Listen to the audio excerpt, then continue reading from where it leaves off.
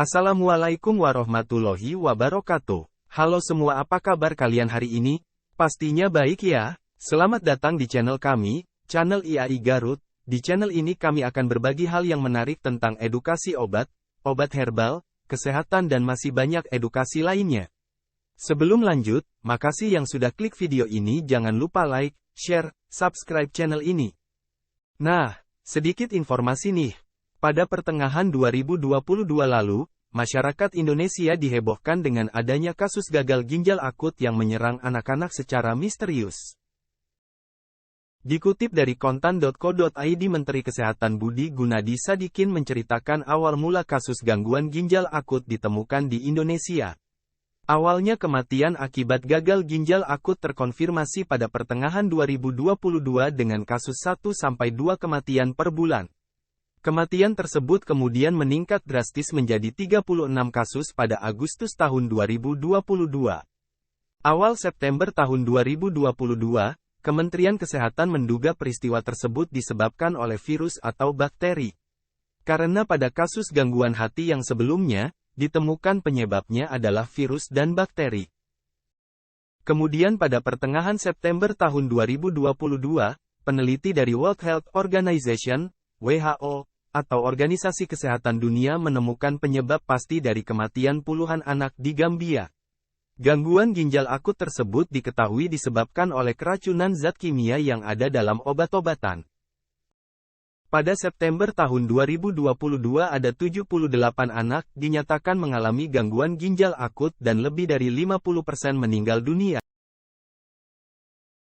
Sebelumnya, Kemenkes menginstruksikan tidak mengkonsumsi obat sirup untuk sementara waktu, imbas dari adanya kasus gangguan ginjal akut misterius. Kemenkes juga telah meminta tenaga kesehatan untuk sementara tidak meresepkan obat sirup kepada pasien, serta apotek agar tidak menjual obat sirup. Instruksi itu tertuang dalam surat edaran dari Kemenkes, tentang kewajiban penyelidikan epidemiologi dan pelaporan kasus gangguan ginjal akut atipikal pada anak. Dari berita saat ini, sebagian obat sirup perlu dihindari sementara penggunaannya karena diperlukan penelitian lebih lanjut terkait keberadaan cemaran etilen glikol dan dietilen glikol yang diduga kuat sebagai pencetus gagal ginjal akut pada anak. Namun dikutip dari tempo.co.id, kasus gagal ginjal akut pada anak kembali menjadi sorotan pada awal tahun 2023. Hal ini menyusul temuan baru 2 pasien anak yang menderita gagal ginjal akut di DKI Jakarta. Setelah melakukan investigasi, Badan Pengawas Obat dan Makanan, BPOM, juga sudah mengeluarkan perintah penghentian sementara produksi dan distribusi obat yang dikonsumsi kedua pasien gagal ginjal tersebut hingga investigasi selesai dilaksanakan.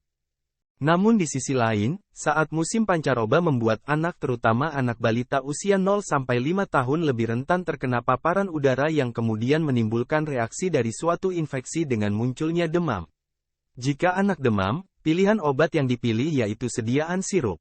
Sediaan sirup merupakan sediaan obat yang paling banyak digunakan dan beredar di masyarakat karena lebih praktis, serta memiliki rasa yang beragam seperti jeruk, apel dan anggur. Dengan rasa manis buah yang dimilikinya, kesan obat pahit dapat hilang dengan kehadiran obat sirup. Nah sobat sehat, dengan adanya kasus gagal ginjal akut pada anak yang diduga akibat cemaran etilen glikol dan dietilen glikol yang terkandung dalam sirup, ini beberapa alternatif sediaan obat selain sediaan sirup yang bisa digunakan untuk mengatasi demam pada anak. Yang pertama ada tablet hisap. Tablet hisap adalah sediaan padat yang mengandung 1 atau lebih bahan obat, umumnya dengan bahan dasar beraroma dan manis, yang dapat membuat tablet melarut atau hancur perlahan dalam mulut. Keuntungan sediaan tablet hisap yaitu penyerapan bahan obat yang cepat ke dalam tenggorokan, mudah dalam penggunaannya dan membantu pasien yang susah menelan obat. Ini adalah beberapa contoh sediaan tablet hisap yang beredar di pasaran. Yang kedua ada puyer. Puyer adalah serbuk terbagi yang merupakan salah satu bentuk sediaan farmasi, selain tablet, yang terdiri atas 2 atau lebih campuran obat yang digerus dan dibagi dalam bobot kurang lebih sama, dibungkus dengan kertas perkamen.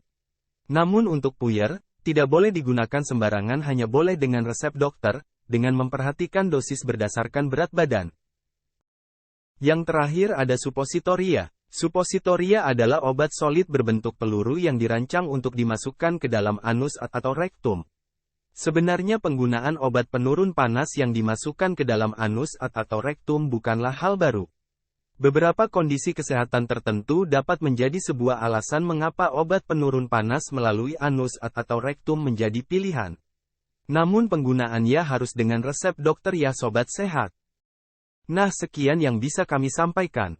Buat kalian yang sudah selesai menonton video kali ini, nantikan video-video dari kami selanjutnya dan jangan lupa jaga kesehatan. Jika ada pertanyaan seputar obat, perlu diingat, tanya obat, tanya apoteker. Terima kasih. Wassalamualaikum warahmatullahi wabarakatuh.